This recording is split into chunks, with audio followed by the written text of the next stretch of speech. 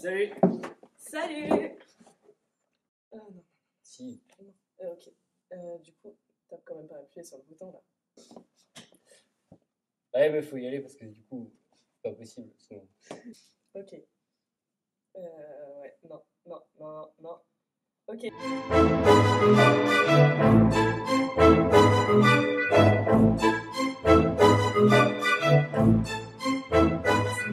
Je suis en D1, en troisième année de médecine et je suis vice-présidente pédagogie. Donc moi je m'appelle Kevin et je suis aussi en troisième année de médecine et je suis aussi vice-président pédagogie.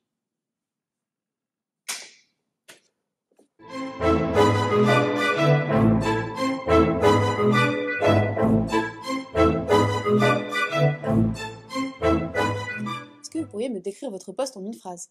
En une phrase, le VPPDA, c'est une sorte de chef d'orchestre de toutes les actions pédagogiques. Quelles sont les différentes missions de votre poste? On est VP pédagogie, on organise l'après-rentrée, on organise tous les événements de type tuté, de colle, examen blanc, on supervise nos équipes de tuteurs, de chefs de matière et aussi nos CP et CM à la pédagogie. Et puis on est aussi en lien beaucoup avec la fac, avec notamment ceux qui s'occupent des pluripasses pour pouvoir réserver les salles, etc. On a plein d'autres missions à travers l'UO tutorat pour valider l'UO tutorat des tuteurs, etc. C'est déjà pas mal. Le VPPDA, en fait, ça va être l'interlocuteur de toutes les cellules. La pédagogie, c'est une grande cellule avec plein de différentes parties. Les chefs de matière, les tuteurs, les équipes colle, les équipes examen. Et on va être vraiment l'interlocuteur de toutes ces équipes. C'est nous qui allons devoir les recruter, répondre à leurs questions, réagir quand il y a des crises. Un autre point aussi, c'est qu'au tout début de chaque semestre, on doit créer les plannings. Donc en collaboration avec la fac, on doit réserver les salles.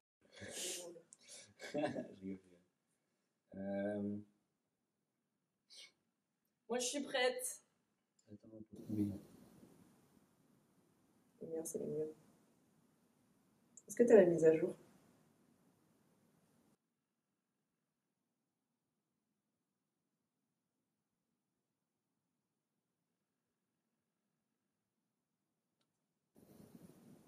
C'est obligatoirement un smiley.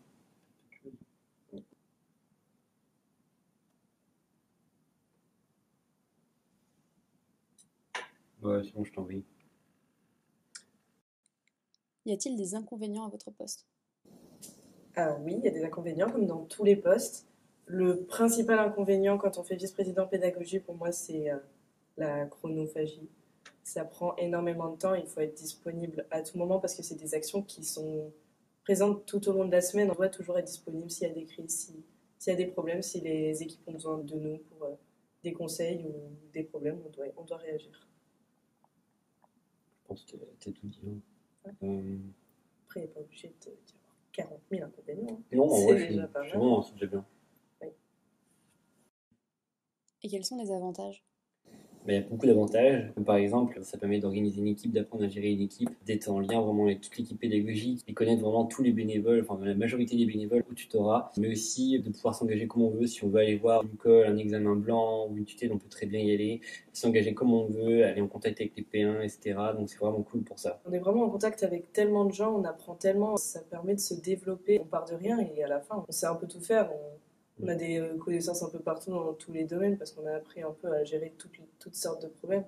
Ça, c'est top. Et on apprend à connaître plein de gens aussi. Oui, dans la fac, les P1, les étudiants, les équipes, on est en contact vraiment avec un maximum de monde. Un truc aussi qui est vraiment trop bien, c'est qu'en fait, on prévoit les actions à l'avance, ça prend du temps, c'est compliqué, il faut réserver. On a plein d'interlocuteurs, il y a des problèmes, il y a des choses qui se passent pas bien.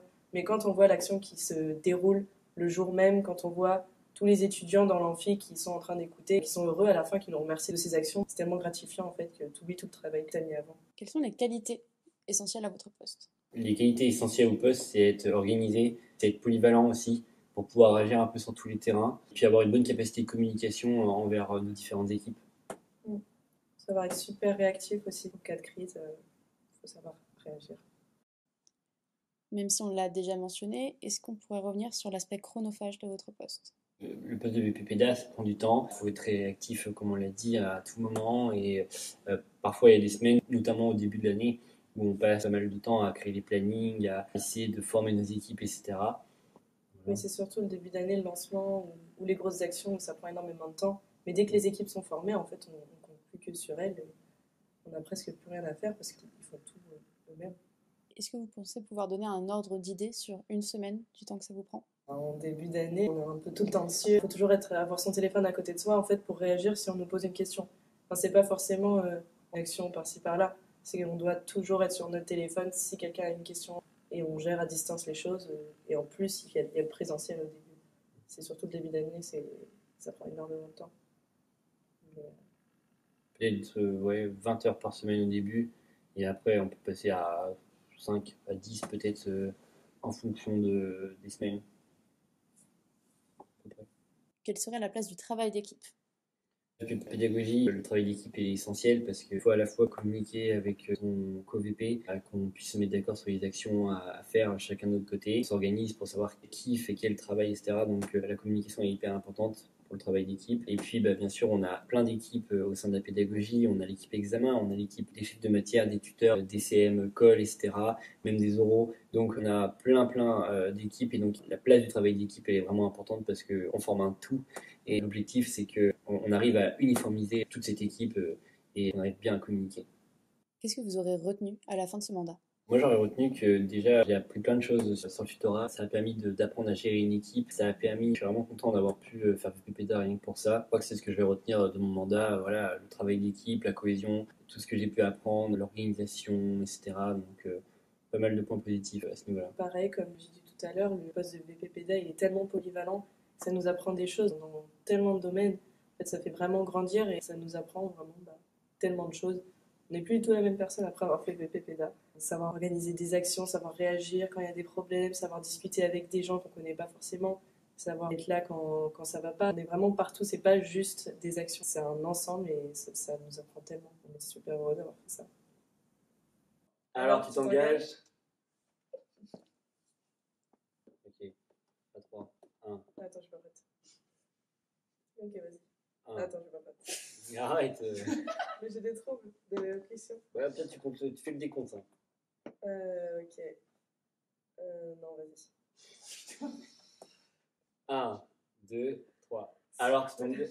Mais. Je vais y arriver. Hein. Que chelou! Ouais! Allez, c'est bon.